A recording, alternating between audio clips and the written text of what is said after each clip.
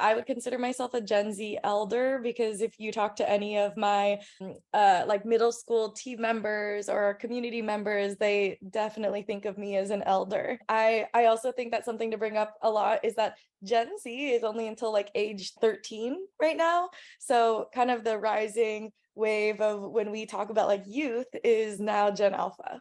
Gen Z is lazy and lacks work ethic. How does this stereotype overlook the unique qualities and contributions that you believe Gen Z brings to the workplace? Gen Z, sociologically, in terms of like trends of beliefs, I think that there's this attitude of expecting a certain amount of efficiency and ease because we've grown up with things like social media and tech-enabled tools, or like even thinking about groceries. I haven't actually gone to a grocery store in weeks because I can just get it delivered to my door, right? In your experience, how does technology actually empower Gen Z in the workplace, and how do they navigate the balance between virtual and in-person interactions?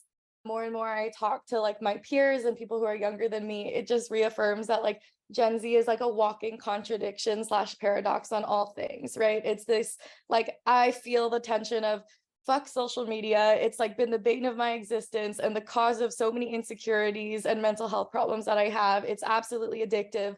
But also, social media has enabled literally everything in my life. It's where I've met all my friends. It's probably how y'all have heard of, if you know about me or of my work, have heard it. It has made me financially independent since I was 12 years old. It's the way my sister's putting herself through college. It's the way that I've found community beyond like in the times when I felt the most alone.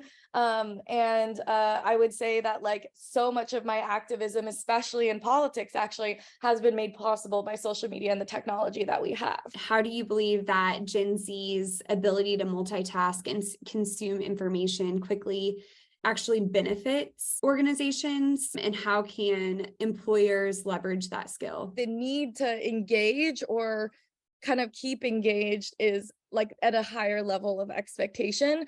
I think how this comes to life in the workplace is there is a higher level of expectation on like wanting to do work that you can justify either in advancing your career or like something you're genuinely interested in, right?